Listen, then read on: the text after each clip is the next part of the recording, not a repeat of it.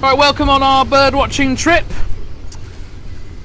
As we go up towards the Axe Estuary, let's learn a bit about Steve Waite, our bird watcher for the what do we call these times of day? The morning. For the morning. Steve, how long have you been bird watching or been interested in bird watching? What's your experience? Oh, it's going to be. Why should we listen to you this morning, Steve? So I'd say it's well over 25 years. I've been into the wildlife, lived in Seaton since 1991. We're very lucky to have the network of marshes and the Axe Estuary. It's just an ideal place really. When you live in Seaton you only have to walk to these places. So at school when my friends were playing football and clubbing like Lindsay, I was going down the marshes. And yeah, I've learned a lot about the area, the local area, and it's given me like a real passion and yeah, a real understanding about how it all works and how the seasons work. But yeah, we do bird watching trips at Seaton Tramway here, don't we? Normally about 10 or 12 a year. Yeah. Unfortunately, on a normal year. Unfortunately, COVID last year. I think we got one in 2020, maybe two, and then the lockdown came, and we haven't restarted them yet. Like many of our events, we're not going to restart them until the final lockdown eases come in. That's but right. Yeah, bird watching trips happen normally outside of service, so that we take our time with the tram. We can stop and start. There's 2 hours on the line, and then yeah, we normally finish with a nice hot coffee and Claude's and talk about what we've seen. But yeah, so what we're going to do, this is a scaled down version. We've only got about 45 minutes. We're not going to do the full route up to Colyton and back. No. Just like the Birdwatch. The Birdwatch normally terminates around Colliford Common Hyde. Lots of sparrows here, Josh, lots of house sparrows. Really nice to see them, quite common around this part of the world. They're declining across the board really in the UK. This is, as you can see, everything's looking really nice and green. It's been a really unusual spring this year. I'm sure you've all noticed the lack of insects, the lack of butterflies and bees, the lack of leaves on the oak trees. The oaks have been far behind, and this all has a massive knock-on effect to birds and all wildlife.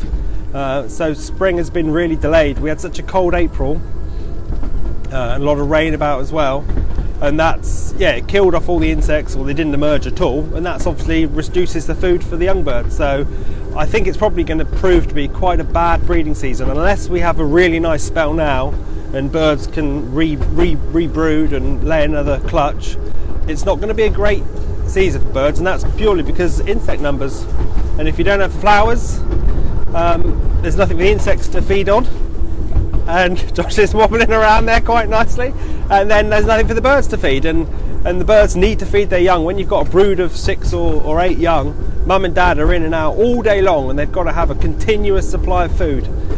So when there's a lack of food, then it's not good news. And a lot of our birds that arrived into the UK in April from wintering grounds in mid-Africa, tropics of Africa, they don't know what the weather's like until they get here.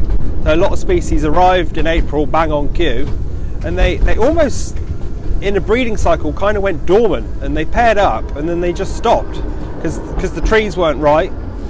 And then as soon as the green started to show in early May, they've started breeding again. And we'll ask Dave to pause briefly on Riverside Loop, I think, so we can have the first look of the estuary on this bird watching special. Thanks for joining us as part of Dave, could Tramathon. you pause in Riverside Loop? Thank you. So we're just about to hit 97 people, almost fantastic. 100 watching for the bird watcher. Thanks for joining us. So here we've got the Axe Estuary to our east, which is one of the smaller estuaries in Devon. It's the most southeastern estuary. Formerly, as I heard mentioned earlier, the Axe Estuary was as wide as the whole valley. All the marshes to our west, it covered all the way. And then in the 14th century, the mouth of the estuary started to shrink with a massive movement of pebbles up the channel, and that resulted, our mic's getting a bit stretched, Josh. That's right. That resulted in the estuary shrinking, and then so now we've got a big sort of floodplain and marshland to the west of the tram line, and we've got the estuary to the east, and the wetlands obviously are ever improving with the work done by the EDDC and the wetlands team and the countryside unit. They're really enhancing the wetlands all the time. They're adding hides, they're adding scrapes. There's plans just for this area here, which is called Sheep's Marsh. I mean, I'm not quite sure why it's called Sheep's Marsh. Anyone got any ideas? Yeah, this is going to be a scrape as well, and that's going to further improve the wetlands. So the wetlands gives birds a place to feed throughout the day. The estuary's tidal, so as you can see it now at low tide, plenty of mud, lots of food for the birds to eat. When the tide comes up, especially on a really high tide, there's nothing there, so the birds have got to go somewhere. With great habitat on the marshes and on the wetlands, they can continue feeding through high tide, and actually the habitat's got so much better on the wetland side that birds are now using the estuary less and they're using the marshes more, and they're actually spending the whole tidal cycle on the marsh, especially Blackhole Marsh, which is a fairly new wetlands. As for birds on the lower end of the estuary, not so much around at the moment. There's a couple of Shellduck asleep, but we'll see some closer Shellduck in a minute. This, for the time of year, June is normally fairly quiet because all the birds are busy breeding. Spring migration's over. Birds are breeding, they're hunkered down, they're just feeding their young. A lot of birds have stopped singing, although, as I said, with the delayed spring this year, there's a bit more song than there would normally be early June, because birds are catching up again now. So I think if we ask Dave to take us up to Axmouth Loop area, or maybe Seaton Marsh's Hide, and we'll see what birds we spot there. Thank you, Dave. Okay. Any questions? If anyone's got any questions, folks, just send them in about birds or wildlife or the Axe Estuary or trams. I'm sure we can figure out an answer if it's about a tram, can't we, Josh? But it's a really nice morning. It's quite still. There's a nice low cloud, so it's overcast. When it's really bright, you can get a really nice early dawn chorus. Oh, we've got the buzzard. The buzzard is back. Lovely view of the buzzard, often seen perched up. Oh, if you slow down, slow Dave. down, Dave. We've got a buzzard. So this is a common buzzard. Quite common. There he goes. Quite common in our part of the world. Buzzards. Quite a big raptor. Quite a big bird of prey, but they normally eat carrion. They will catch live prey, but they also eat carrion sometimes. Yeah, it's a really good place to see them along the tram line, and there we saw one earlier named Boris just north of Collie Ford. We got one question, Steve. Are we likely to see a kingfisher this morning? Well, I don't want to disappoint anyone, but no. Kingfishers. How disappointing. That is disappointing. So this is a great place for kingfishers, but if you come July, August, September, that's when to see them. At this time of year, kingfishers are nesting, and to nest they need big riverbanks, and they need sort of narrow stretches of water, not an open estuary. But what happens is they nest in these riverbanks, have the young fledge, and what happens? The parents then chase the young out of their territories, out of the breeding territories. So all the young end up flying down river. So they fly down the Axe. So all the kingfishers that nest up the Axe and up the Collie, they all fly down the Axe. They fly as far down to the sea, and they think, oh, we don't want to go to sea. So we get a bit of a stack up of kingfishers. So if you visit us July, August time, yeah, really excellent chance to see kingfishers. We do get them through the winter, but at this time of year, kingfishers tend to be further upstream. Lovely Dunnock singing there as well. There's the buzzard. Got a quite nice shot there. Oh, Buzzard's right behind the tree Giving you here. a stare off. There's it. Slow down, Dave. Dave, slow. Dave, slow. Dave, slow. Dave, slow. There we go. There's a beautiful, look at that, common buzzard. Quite variable in plumage. You get those quite brown ones, but you can get quite pale buzzards. Not to be confused with ospreys. So we're very lucky to get regular ospreys here on the River Axe. Large fish-eating bird of prey that breeds up in Scotland and Scandinavia, now in Rutland. Okay, thanks, Dave. And ospreys often stop off here in spring, and particularly in autumn, where you can have young ones spend several weeks fishing on the estuary. We've got a good stock of brown trout in the river, and that seems to be what they like to take. Yeah, so often, July, August, you see your kingfish, and you've always got a chance of osprey as well. There's even a bigger bird, which is quite exciting. It's been visiting us-ish over the last 3 or 4 months. There's a white-tailed eagle reintroduction project happening on the Isle of Wight. It's an eagle that's been reintroduced into Scotland and it's doing really well. So they've now reintroduced them to the Isle of Wight, and all the ones they've reintroduced have been satellite tagged. Now it's a bird that's basically a flying barn door. It's absolutely massive, and the satellite data shows us that 4 have flown over the Axe Estuary and no one's seen one of them, which is quite amusing. But it's great that, so now if you see a flying barn door, you may possibly be seeing one of the reintroduced white-tailed eagles that are on the Isle of Wight. So it's a really exciting reintroduction plan, and yeah, it's great that we're getting in on it. There's a little bunny down there. So this is, see, we're just coming past Seaton Marshes now, the oldest nature reserve. This nature reserve's been here for a long time. You've got the Borrow Pit, which is a beautiful walk in amongst those trees.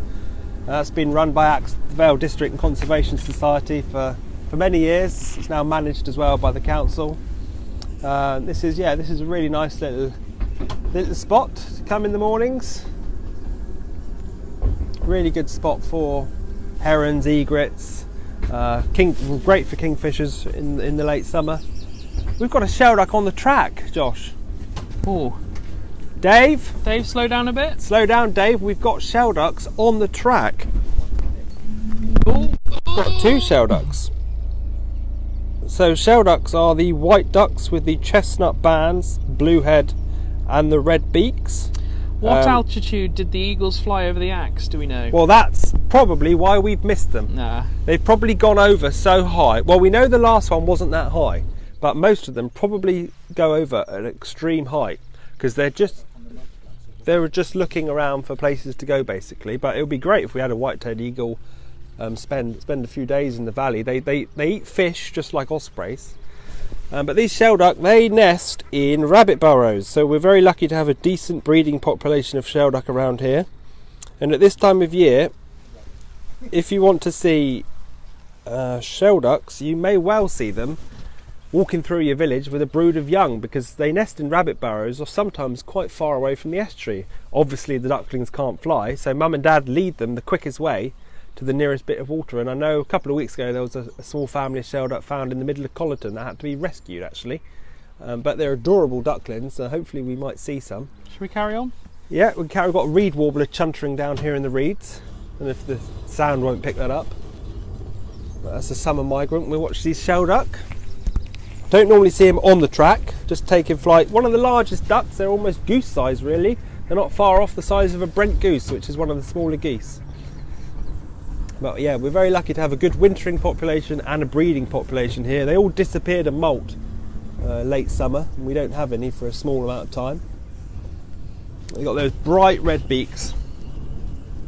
And the males are slightly larger and they've got more red at the base of the beak as well. It's really, I can't say how much of a perfect morning it is for a spot of bird watching. There they go, very white in flight.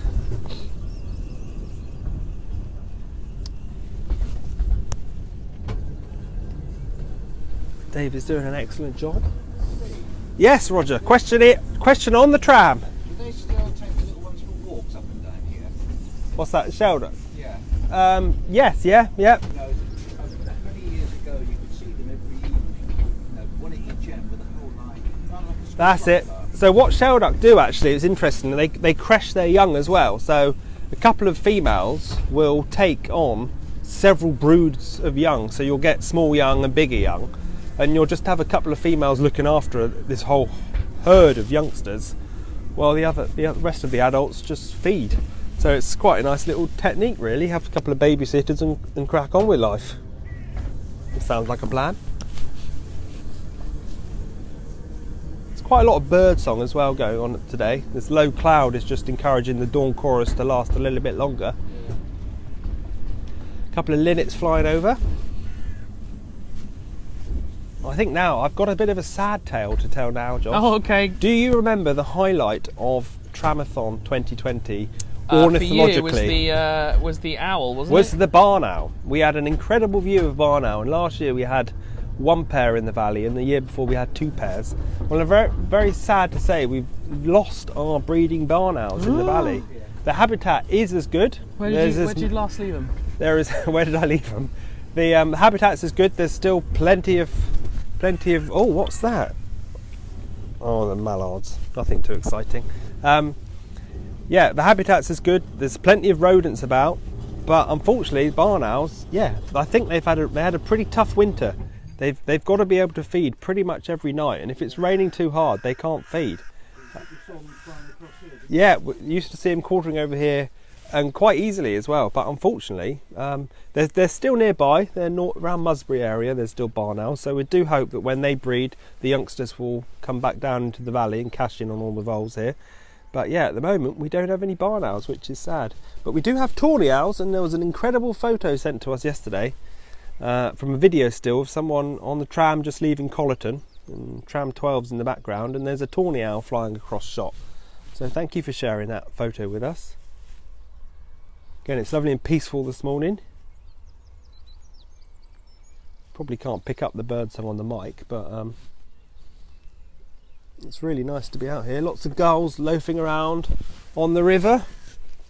A mix of herring gulls, and there's a great black-backed gull in amongst them as well. There's the one with a much blacker back. That's a larger species of gull. Does nest in the area, but you don't see so many.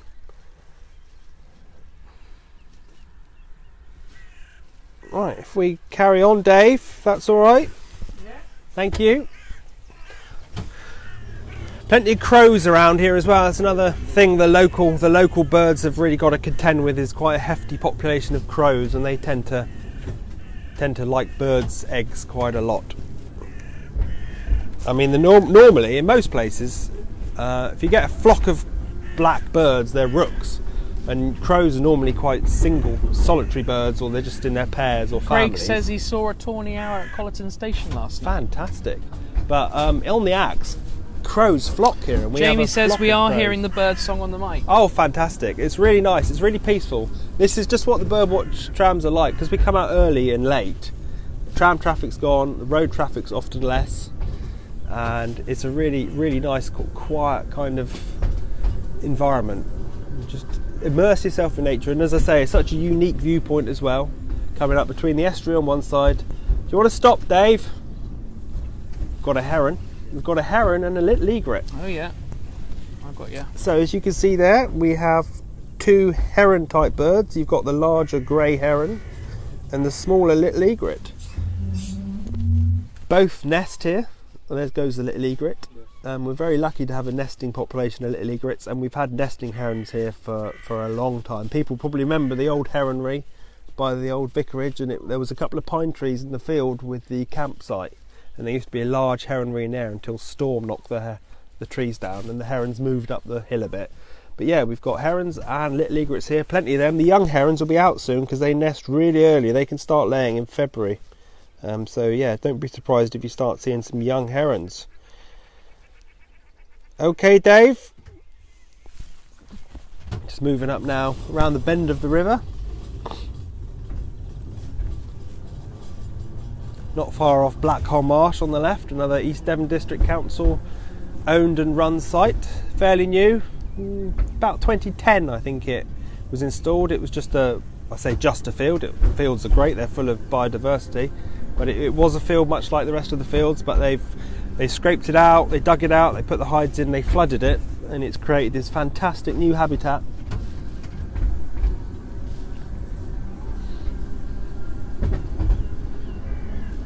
I can just hear a song thrush singing in the background, which is really nice.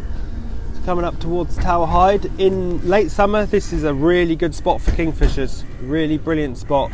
You often find them on this little bit here. That's the only place I've ever seen kingfish. This is the actual inlet for the water inlet or outlet for Blackhole Marsh. But they're often in this little stretch here. Kean asks, what is the fastest bird that can fly? Peregrine falcon is immense. It's a bird of prey that nests quite close to us, which is really nice, and they can stoop dive, and they can hit some pretty impressive speeds, 120 miles an hour.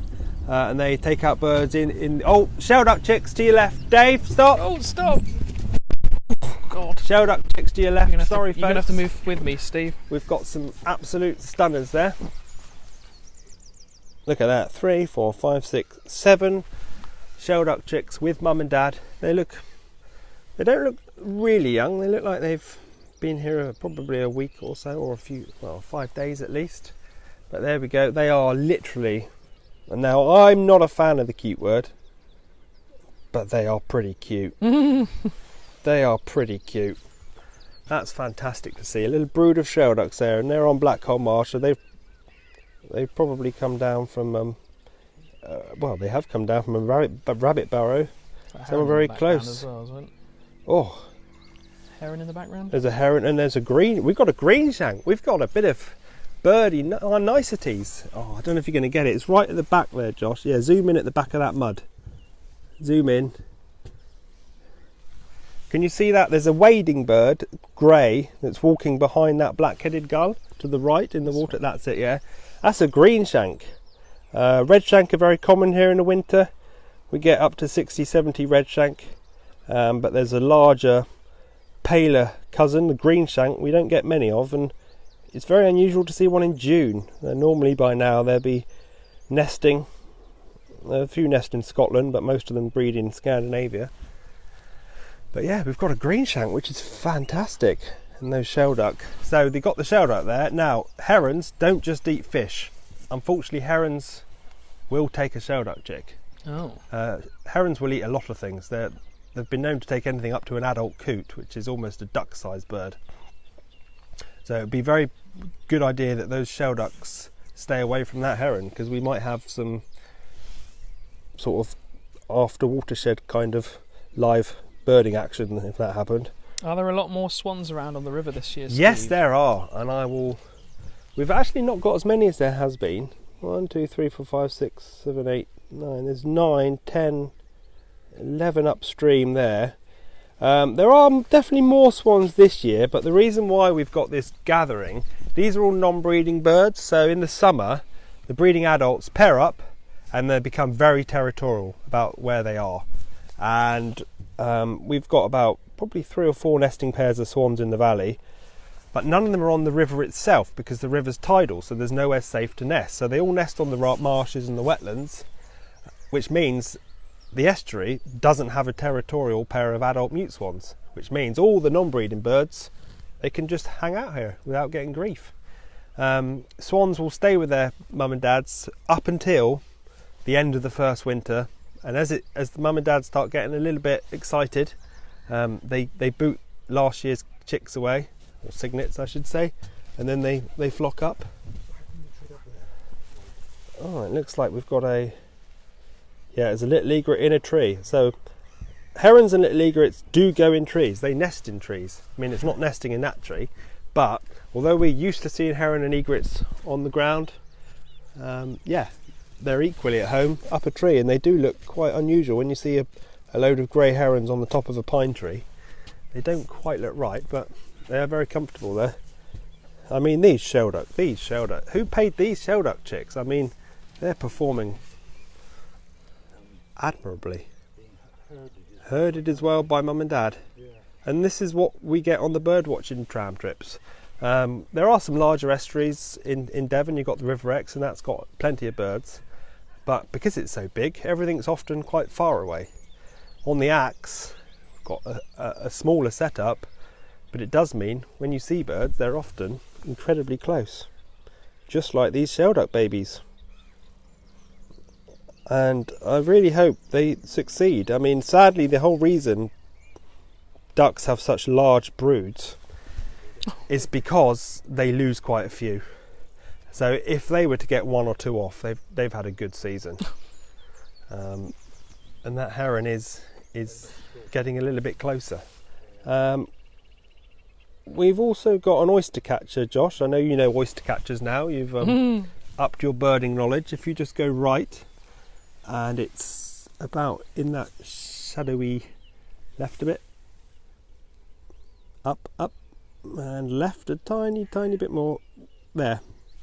Hopefully we get a close one. But there's oyster catcher, black and white bird with a long orange bill. Again, the wetlands have really improved the area for them, and we now have up to 3 nesting pairs on the Axe. Regular winter visitor, but yeah, never normally nested very frequently. Now they nest on the islands at Blackhole Marsh, which is fantastic. How are you doing on time, mate? How are we doing on time? We're doing 25 past. So we'll Move up a bit. head north. Keep an eye on Blackhole Marsh because that can often deliver some goodies. Yep, thanks Dave. Oyster Catcher flyby. There's an oyster catcher going by, black and white, and there's another one following it. Black and white wing. Very distinctive oyster catcher. Really vocal birds as well, they're very noisy. Just like to say, Steve, you're getting some great comments on your bird watching today. Thank you folks, thanks for joining us. 125 people. It's actually gone up. I think we joked last year that when you did your birdwatcher last year, the numbers actually went down, but they've gone up by about 50 people since you started. Superb. So, thanks for joining us. This is actually one of my favourite stretches of river because if you don't use the tram, before the hides were built, you could never see this bit of river from the road. It's around the bend, but it's a really nice little habitat. Get that black-headed gull in shot. Do you want to slow down, Dave, a second? this one here. That's a black-headed gull. So not all gulls sit on your roof, steal your chips and make a noise. This is a black-headed gull, very tern-like, much smaller and more daintier. There's about 15 of them flying around, but they're non-breeding here, but they're a really nice little bird. They're much smaller than heron gulls, and they're far more pleasant to listen. So what constitutes a non-breeding versus a breeding, other than the obvious? So often, how does it work? So often with many birds, younger ones can't breed. It will often take, if say they were born in 2020, these black-headed gulls. Mm-hmm. They're now less than a year old, so maybe they're probably about a year old now. They're not able to breed yet, but they go somewhere. They don't really go into the busy colonies where all the other adults are breeding because they get chased around. Okay. So they often hang out just suitable places where they can spend a nice peaceful summer. And yeah, black-headed gulls tend to breed from their second year, but they're clearly liking the Axe estuary. Oh, I can just about see a baby oyster catcher there. Dave, you go past the next tree.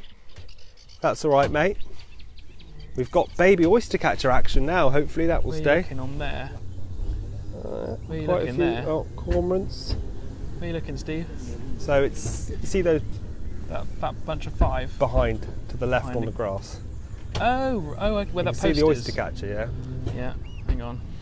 And Tracy A thought we'd only get a little pigeon. bit more. Bit more there, Dave. There you go.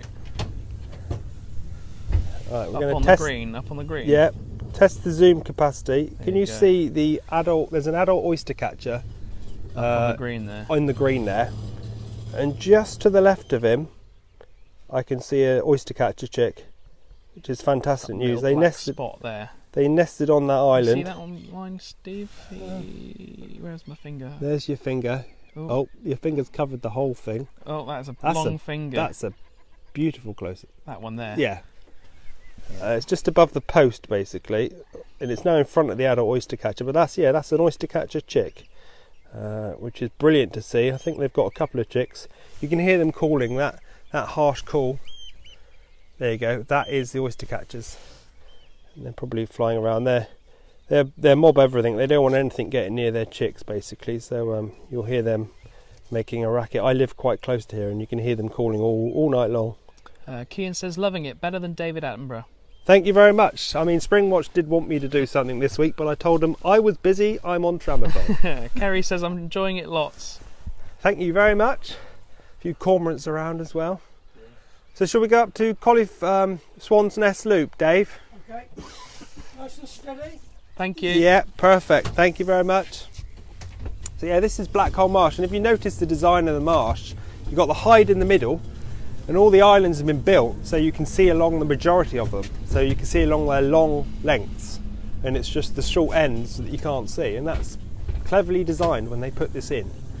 Looks like it's been here forever, but like I said, it hasn't. It's only been here about 11 years, but it's really bedded in well. It's brackish, so it's not freshwater and it's not salty. There's a bit of salt in it, but it's very hard to maintain that at a steady level because you get rainfall, which will bring in more fresh water. You get high tides that bring more salt water in. Oh, let's see if this stays here. I don't know if it will. Right, just seen something. It's pretty small, so we're going to see if it stays put. But we've got a reed bunting. Yeah, Dave, do you want to stop, Dave? See that black dot in the reed? Black dot in the reed? Oh yeah. There's a reed bunting, male reed bunting. Beautiful bird. It's got a black head and a little white neck ring. Got a very good population of reed buntings breeding here. And you can hear it singing now. Let's listen to it singing for a bit. When the compressor, there we go.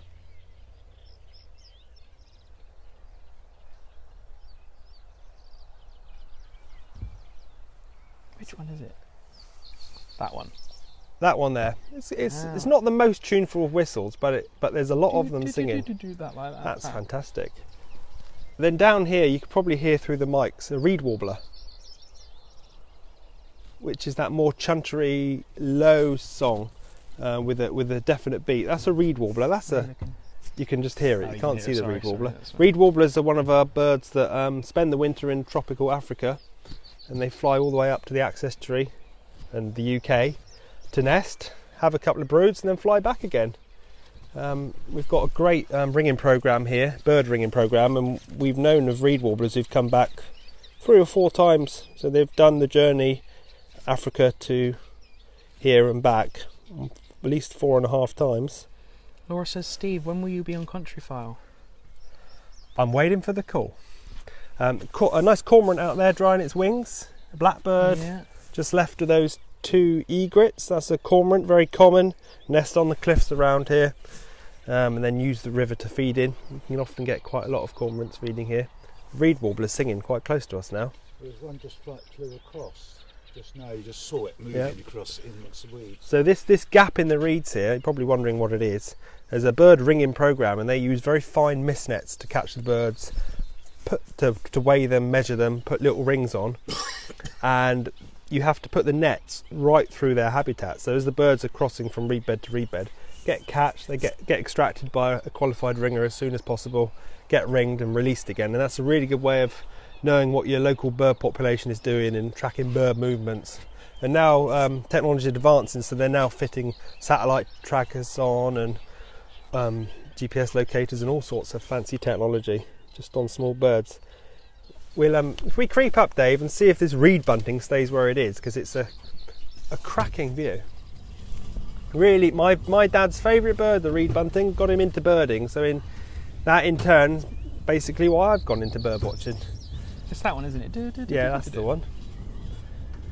I did a breeding census once, and I think we had 24 singing male reed buntings in the valley, south of the A3052. Oh, he's tiny, isn't he? Bit more, Dave. See how long it goes. Can you see any colour yet on him? If he's sat on like a bit of Can you see any colour yet? I've got a bit of black and white. Yeah, you see the black and white. Bit of grey on the back. There he is. There we go. Thanks, Dave. I mean, look at that. That is right there. There he goes. That's a reed bunting for you, folks. And there we have. That's the Shellduck calling that noise there. It sounds like a laugh, doesn't it? It does sound a bit like a laugh, quite a muted call.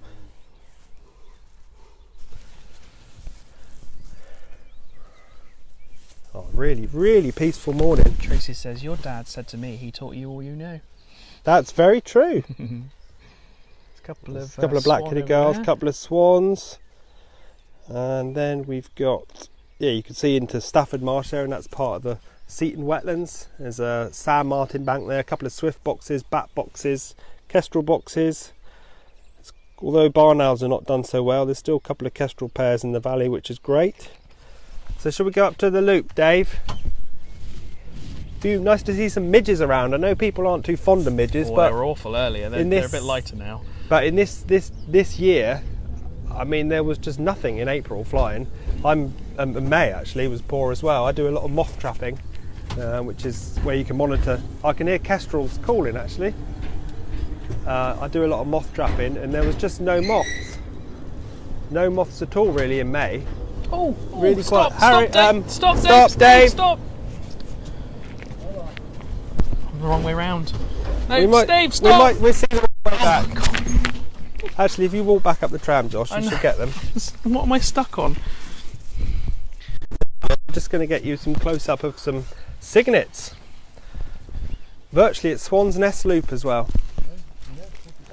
So this is the Stafford Brook that passes under Bobsworth Bridge. Runs into the Axe Estuary. It's the one that comes through Hollyford Woods. And there we have three cygnets. Certainly not the ugly duckling. That's Mum and Dad. Dad's closest to us. He's got a slightly bigger black bulge on the top of the bill. And there's Mum.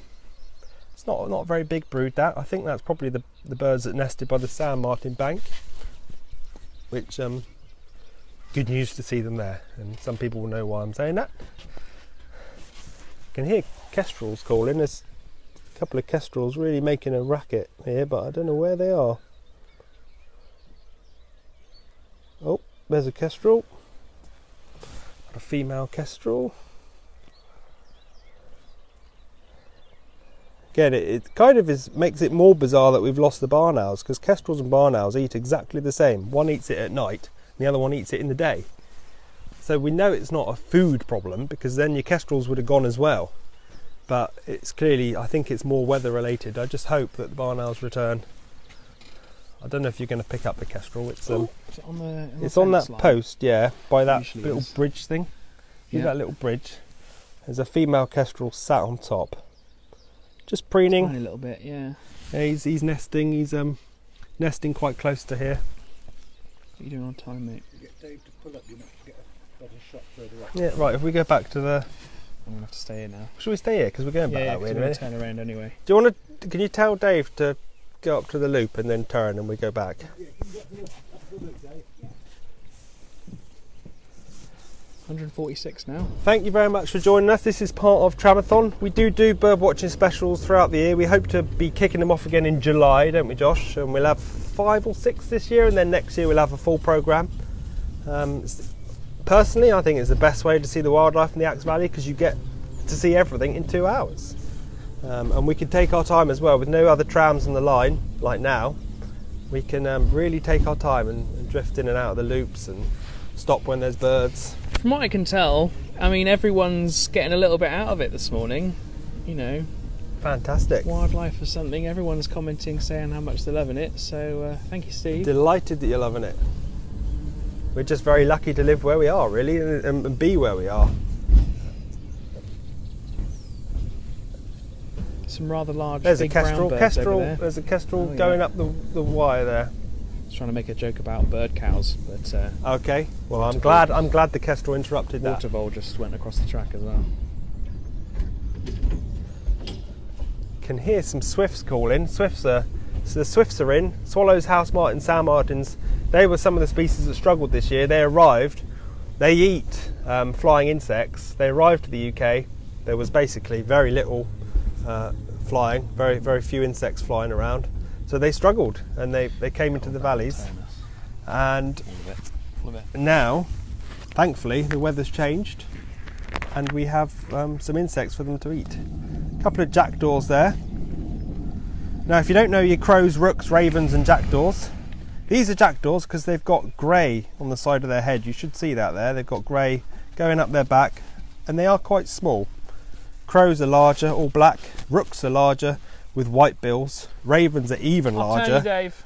and you'll see them on the cliff edges. We've got plenty of ravens around here, actually. Chad, We do really well for ravens. actually, just walk that way with the. Just going to allow Josh to turn the You're pole. gonna have to go that way. I'm just going to duck. Gonna keep going. Yeah, you got it.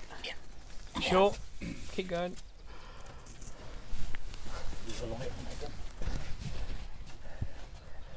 Look at that, lovely. Thanks for sending 500 stars.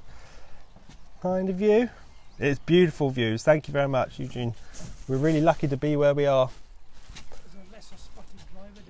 There is a lesser spotted driver. Dave, you're doing a sterling job. Thank you very much.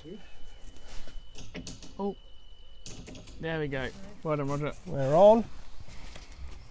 Oh, we've got a flyby of a oyster catcher coming here. Right, hand the camera back to Josh. Lots of Canada geese this year. Anyone been on the trams, the drivers will have seen them. We've got a big flock of Canada geese hanging around. Lots of breeding Canada geese pairs. There's been a large flock on Colyton Marsh and up towards the road bridge. We go to the front now. Why am I so connected to you? I'll put the battery pack back in my pocket. Battery pack is in your pocket. Is it? There we go. So this is, we normally go a little bit further north, but this is roughly how far we go for the bird watchers, because this is where most of the action is. I know you do get tawny owls and woodpeckers further up, but they're not always so easy to see. But the wetlands and the estuaries people come here for. So this is our route. Dave, heading back. Dave, you want to start heading back? We'll probably have to go a little bit quicker for the return leg, but I will shout if I see something. Any more questions? There's 21 minutes to. Okay. And we could be timing this very well for breakfast. Yes. You see the oaks now are in leaf. They've got that beautiful pale green leaf. They were several weeks behind this year. Several weeks behind, and that has a knock-on effect because the caterpillars eat oak leaves. So if no oak leaves, the caterpillars don't emerge. Then birds have got nothing to eat because the birds eat the caterpillars. That's why I should imagine a lot of blue tits, great tits, common garden birds have really struggled this breeding season. So I just hope they have another go now and the weather stays nice.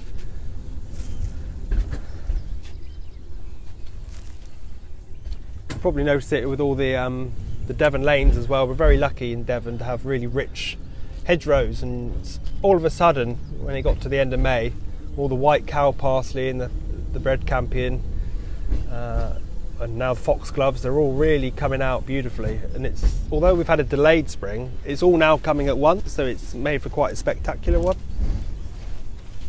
Going back over Bobsworth Bridge now. That'll do. Josh, why is it called Bobsworth Bridge? Bobsworth Bridge. Well, it was the first stop when the Seaton Tramway. I'm so enthralled in the bird watching, I completely forgot everything about the tramway. That's what it should be about. Absolutely. It was the furthest stop when the All right, Dave, you can carry on. Tramway first opened, and it would cost you a shilling on, or mate. a bob, and therefore it was. You better keep going Bobsworth. now, Dave, until we say. Swans flying there. Swans need Michael a bit of said, a I've never take-off. been to Seaton and it looks amazing. Can't wait to go at some point. We can't wait to welcome you. We are, I mean... Really enjoying this, so interesting. Did know there was so much wildlife in the estuary. We're very happy that Claude Lane chose this place. Yes. I mean, he could quite easily not have chosen this place. Dave says, we must join you for a birdwatching tour. Excellent taster for what to see. Colin says, this is brilliant, thank you so much. Thank you, Colin, thanks for tuning in. Really interesting, glad you did this. Didn't realise there was so much wildlife on the Axe. Absolutely. Yeah, we're often thought of the poorer relation to the River Exe, which is a much larger river, but like I said, because it's smaller scale, better views. I tell you what though, it's a very still morning. But it's lovely, isn't it? It's lovely we've had a very windy year so far, May. There's a lovely oyster catcher.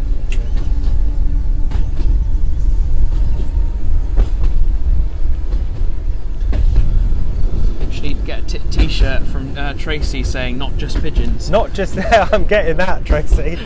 The Axe Estuary, more than pigeons. Fantastic work, Steve and the team, for the birdwatching trip. Thank you, Ryan. Thank you, Ryan. Thanks for joining us. 158. I know for some of you guys this is a bit off-piste. I've never been to Seaton. Will maybe visit this year. Please do. If you happen to see me, you're always welcome to ask me any questions. Felicity says hello again from Brisbane. Hello. I bet you get some nice birds where Mark you live. says, how are the buzzards doing in the valley? I was there a few weeks ago and they seemed scarce. No, buzzards are doing fine. Seeing quite a lot of them. Again. There's the Shellduck again. Yeah, the buzzards are doing fine. They've not been impacted quite as much by this weather because they're a bigger bird and they eat quite a lot of things below them. So because they're at the top of the chain, they've got a lot of different options for feeding. Never been neither. We're due to go to Somerset in August. This might have to be one of our day trips out. Please do. It'd be lovely to see you. If you time it with a birdwatch trip, you'd get this as well. Yeah, great work this morning. Enjoying watching up from the West Midlands. Hope to return again this year. Thank you, everybody. Thank you very much. Keep sharing, keep donating. You've got until about 9 o'clock, 9:30, depending on what time I get back to the station, to donate at least £5, and it'll get you into our prize draw for a year's free travel at Seaton Tramway, or a half day or full day tram driving lesson. Interrupt me if you see something interesting. No, it's fine. A golden ticket from Devon Top Attractions. Railcram have kindly donated a 6-month and a 12-month subscription, along with a goodie bag. Thank you, Railcam. Rob Very says, kind. morning fellas. Morning. From Birmingham. I'm not a bird watcher myself, but always great to see. Thank you very much. I tell you what, I'm not either, but I'm quite enjoying this. Bunny on the track. Bunny on the track. Talking of buzzards, they do quite like bunnies, so probably why they're doing quite well around here actually. And it sometimes it's hard to watch and it's hard to appreciate, but it's all relative. And buzzards are only here because there are so many bunnies. If there was only a couple of bunnies, there wouldn't be buzzards because there's not enough to keep their diet going. So it's only because we've got so many bunnies that you've got the buzzards, and it kind of all balances out, and that's the whole job of an ecosystem. You have just enough and it's got to be perfect. So yeah, if bunny numbers dropped, your buzzards would go. They wouldn't eat all the bunnies here, they just would leave because there's not enough to sustain them. It's got to be a sustainable amount of food. So this might be an odd question, but do like birds of prey practice sustainable hunting? Or do they just feed until they're full? They feed till they're full, but they'll only stay in an area if there's enough food to sustain that for long. Right. Especially to set up a breeding ground. They need to know there's enough food for their chicks and beyond. Would they overfeed? They'd overfeed, that? But then they'd probably have to look for different options. Right. If anything happened like that, they'd look for different options. And a lot of birds have done this year with the cold. Small birds that normally eat caterpillars and things off the trees, because the leaves were late, they were ground feeding. So a lot of pie flycatchers and redstarts, instead of feeding in the trees, were dropping down on the ground and eating worms and caterpillars there. I think there's more cygnets on here, more swan babies. Seaton Marsh's hive with the lovely ruby red cattle. A few more cygnets there. They look smaller than the last brood. It's about 5, 6 there, which is bigger as well. Yeah, no, about 6. Seven last time we saw them. Yeah, excellent. And swans aren't that scary. Everyone says swans can break your arm. Well, they're more bullish, aren't they? More bully. They're a little bit all the talk. I mean, they come up to you and they give you a good hiss, and I did get nipped on the finger the other week by a swan. I was just showing my son, oh, swans don't hurt, and I put my hand out and it bit my finger, but it didn't break my arm. And I've been involved with bird rigging swans, and all you got to, well, I'm not going to say don't do this, but once you get hold of a swan, it just, they don't put up a fight. I think we've got a deer on the track. Dave, Dave, oh, it's a fox. No, fox, look. Fox. Oh God. Fox running down the track. Keep going slowly, Dave. Crossing the track now. On the track. We have fox on the track. Look at that. Again, foxes. It's the same one that was in the field this morning. Plenty of rabbits. So it's sustaining down a nice sort of population of foxes, and they're really good to have. They're a fantastic mammal. Again, they get pretty bad press, but we don't have panthers or lions or anything cool like that. It's usually more red of suburban foxes. Foxes that go into your trash. That's why there's the bad press, no? Suburban foxes are making use of the food available to them. A bit like when the herring girls steal your chips on the seafront. They're doing that because they've learned that it's an easy food source, because we've taken all the fish out of the sea. We've battered all the fish in a paper for humans. Middleman. So bring it to them. So we've taken it all from the sea and we've given it to the herring gulls a different way. Ooh, fly in the eye. Fly in the eye.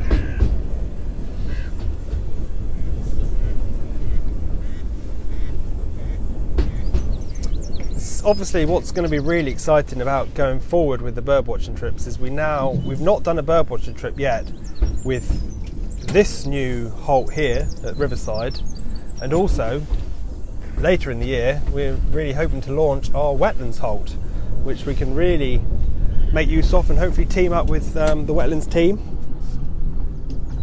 Some lovely goldfinch down there, but it's a bit too far away. Tram depot's woken up now for the morning. See number 11 in there. As well as Tramathon, we'll be doing our usual daily service today. Starts at 10 a.m. every 20 minutes from Seaton Station. Mark says, foxes rule, okay? Yes, foxes Emoji do and rule. everything. They do rule. Yeah, there's one coming out at 9, isn't there? Yeah. Some swans. There's some swans on the lower river here actually. So we've got more swans. This is where we saw loads of them another yesterday. 5 or 6 swans again. Non-breeding birds that are just keeping out of the way of the territorial adults. You take a seat.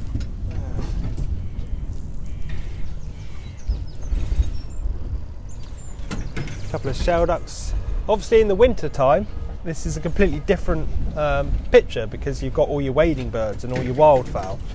So at this time of year, I know, at this time of year you've got all your locally breeding birds, but in winter you get black-tailed godwits, red shank, dunlin, lapwing, widgeon, Katie teal. asks, Katie asks, beautiful. I've been trying to encourage goldfinch and robins to my garden without success. Any tips? So goldfinches love Niger seed, which is a small black seed, and robins, they'll eat most things but they love mealworms, live or dried mealworms, but as important as that is plenty of shrubbery, plenty of vegetation. Birds like somewhere to feel safe, so if you put bird feeders in but you've just got brick walls, that's not going to help. I think we've got stone chats here, yeah. Oh, they've just flown off. We had a couple of stone chats here and some goldfinches. That's the bird I saw the other day. That's goldfinches. We've got goldfinches and stone chats here.